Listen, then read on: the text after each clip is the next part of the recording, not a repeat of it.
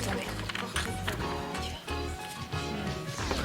Nous nous trouvons actuellement avec Monsieur Jean-Jean et Madame Chabert. Pouvez-vous nous parler du projet Web TV? Pourquoi et comment a-t-il mis en place? Alors, le projet Web TV a commencé à Gambier il y a 2 ans, à l'initiative de Madame Hardwick qui a répondu à un appel à projet. Donc, c'est un projet qui se fait en partenariat avec l'association Culture et Nature et qui est subventionné en partie par la région et par l'établissement.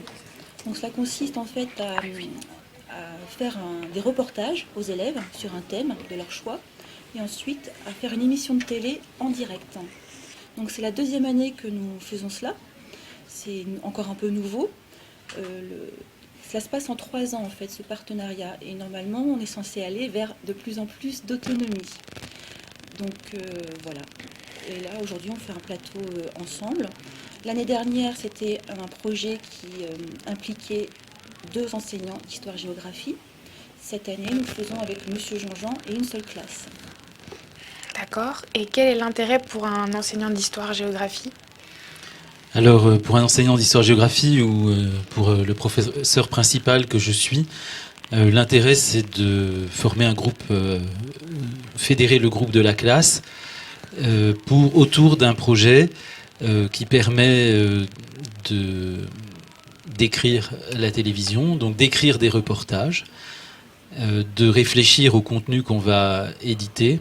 Et donc on a tout un aspect éducation civique, éducation morale et civique, avec la responsabilité de ce qu'on va publier, comment on le publie, et de réfléchir aussi à la fabrication des images. Donc ça, c'est un premier intérêt que je trouve. Un deuxième intérêt, c'est que au niveau de l'orientation, une partie des reportages va rencontrer des élèves et des formations du lycée professionnel Cornu, qui est à 1 kilomètre de Gambier, du lycée Gambier. Et il y a peu de contact habituellement entre ces 2 établissements. Et donc là, c'est une manière de jeter un pont, en fait, de créer des liens entre les élèves et aussi de réfléchir, de voir d'autres types de formations, d'autres manières d'apprendre. Et tout ça permet aussi de réfléchir à ce qu'on fait ou ce qu'on aimerait bien faire. D'accord. Et pour vous, au professeur documentaliste, quel a été l'intérêt? Alors, pour un professeur documentaliste, d'abord, un professeur documentaliste, c'est à la fois un documentaliste, un gestionnaire de ressources, mais c'est aussi un enseignant. Et l'éducation aux médias et à l'information fait partie de nos missions. On sait que les jeunes, parmi leurs pratiques culturelles, vont beaucoup sur Internet, ils s'informent beaucoup sur Internet, ou ils regardent la télévision. Donc l'idée de faire des reportages soi-même, de voir qu'une information, ça se prépare, ça se construit, ça s'écrit. Tout cela permet de transformer, on espère d'accompagner les élèves vers un usage plus raisonné de l'outil qu'est la télévision ou Internet. Voilà, en fait, c'est ça. Et en tant que professeur documentaliste, j'ai aussi aimé ce projet parce qu'il a permis de mettre en évidence des projets du CDI en collaboration avec des enseignants disciplinaires. Et je tenais vraiment à souligner et à pointer ces projets nombreux qu'il y a à Gambier. Depuis des années, le CDI est une plaque tournante des projets. On a la chance d'avoir des enseignants disciplinaires ouverts, prêts à collaborer et à se lancer dans des projets courageux qui demandent des efforts, de l'énergie, et tout cela dans l'intérêt des élèves. Et je tenais vraiment à le souligner, à souligner cette culture qui est présente ici et qu'on n'a pas la chance d'avoir forcément ailleurs. Voilà. D'accord. Merci beaucoup. Merci. Ça bouge à Gambier. Madame Huette va nous expliquer les rénovations et les travaux qui ont été faits dans cet établissement. Alors, l'ensemble de la structure de la cité scolaire, tous les bâtiments ont été rénovés depuis 2015, que ce soit l'internat, le lycée, les salles de sciences, les salles banalisées, mais aussi le collège. Donc, l'ensemble de la structure a été complètement remodifié, repeinte à neuf. Comment ça s'appelle on a aussi fait, il y a eu aussi évidemment du travail fait au niveau de l'électricité.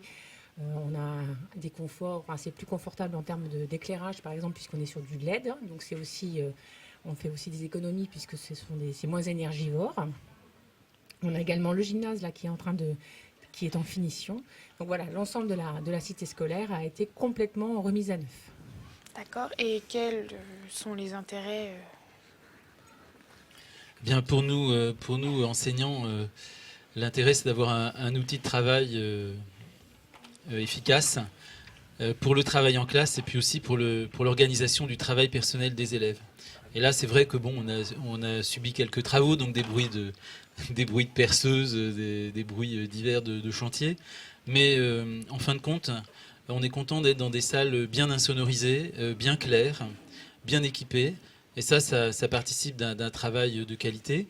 Et puis aussi, on a toute une organisation dans les couloirs qui fait que les élèves peuvent avoir des tables et des chaises dans un bel espace autour de casiers pour pouvoir travailler en petits groupes.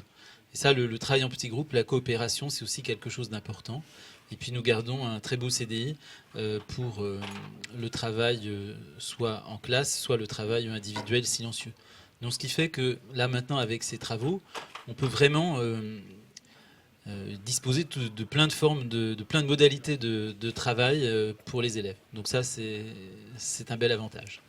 Je me permets de compléter pour dire que les espaces de travail autonomes des élèves ont été réfléchis avec la maison des lycéens. C'est un travail qui avait été, on avait posé des questions l'année dernière aux élèves aux lycéens de l'année dernière pour savoir comment eux ils voyaient cet espace de travail.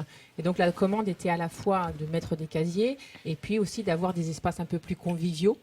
Et puis vraiment des espaces de travail, puisqu'effectivement, en lycée, il n'y a plus de permanence obligatoire, c'est terminé, ça fait partie de l'autonomie des lycéens. Et c'est vrai qu'avoir un bel espace de travail, en tout cas, nous, on a les services éducatifs et puis la direction et puis les professeurs l'ont noté, les élèves se sont vraiment saisis de l'espace, alors ce que nous, pour l'instant, on appelle l'espace L100. Les élèves se sont vraiment saisis de cet espace pour l'investir et travailler à chaque temps de pause. D'accord, merci beaucoup.